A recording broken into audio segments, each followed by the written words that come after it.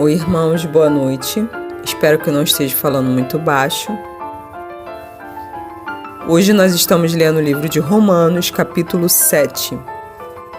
Lembrando a vocês que eu vou deixar aí a versão King James para facilitar a leitura, já que os vídeos têm que ficar mais curtos e às vezes eu não posso ficar comentando. Romanos 7.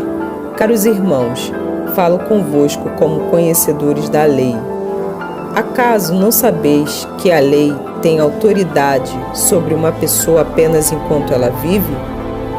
Por exemplo, pela lei a mulher casada está ligada ao marido enquanto ele vive, mas se ele morrer, ela está livre da lei do casamento.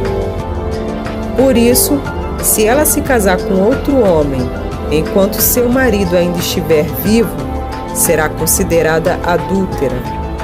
Mas se o marido morrer, ela estará livre daquela lei, e mesmo que venha a se casar com outro homem, não estará adulterando. Assim também vós, meus irmãos, morrestes quanto à lei, mediante o corpo de Cristo, para pertencerdes a outro, aquele que ressuscitou dentre os mortos, a fim de que frutifiquemos para Deus. Pois quando éramos dominados pela natureza pecaminosa, as paixões dos pecados, instigadas pela própria lei, agiam livremente em nosso corpo, de maneira que dávamos frutos para a morte.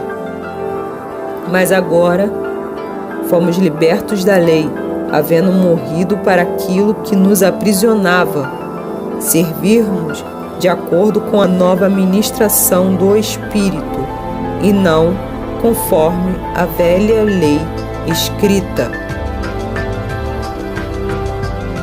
Vamos ler o 7 todo, irmãos. Porquanto, que concluiremos? A lei é pecado? De forma alguma. De fato, eu não teria como saber o que é pecado, a não ser por intermédio da lei. Porquanto, na realidade, eu não haveria conhecido a cobiça, se primeiro a lei não tivesse dito, não cobiçarás. Mas o pecado, aproveitando-se da ocasião dada pelo mandamento, provocou em mim todo tipo de cobiça, porque onde não há lei, o pecado está morto. Antes, eu vivia sem lei, mas quando veio o mandamento, o pecado reviveu, e eu fui ferido de morte. E descobri que o mandamento que era para a vida, transformou-se em morte para mim. Porquanto o pecado, valendo-se do mandamento, iludiu-me e por meio dele me matou, de maneira que a lei é santa e o mandamento santo e justo e bom. Portanto, isso significa que o que era bom tornou-se morte para mim?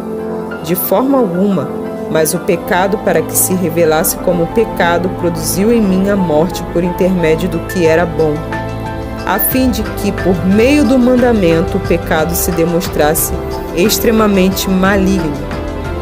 Porquanto é do nosso pleno conhecimento de que a lei é espiritual, eu, entretanto, sou limitado pela carne, pois fui vendido como escravo ao pecado. Pois não compreendo o meu próprio modo de agir, porquanto o que quero, isso não pratico. Entretanto, o que detesto, isso me entrego a fazer. Ora, se faço o que não desejo, tenho que admitir que a lei é boa. Nesse sentido, não sou mais eu quem determina o meu agir, mas sim o pecado que habita em mim. Porque sei que na minha pessoa, isto é, na minha carne, não reside bem algum, porquanto o desejar o bem está presente em meu coração, contudo, não consigo realizá-lo.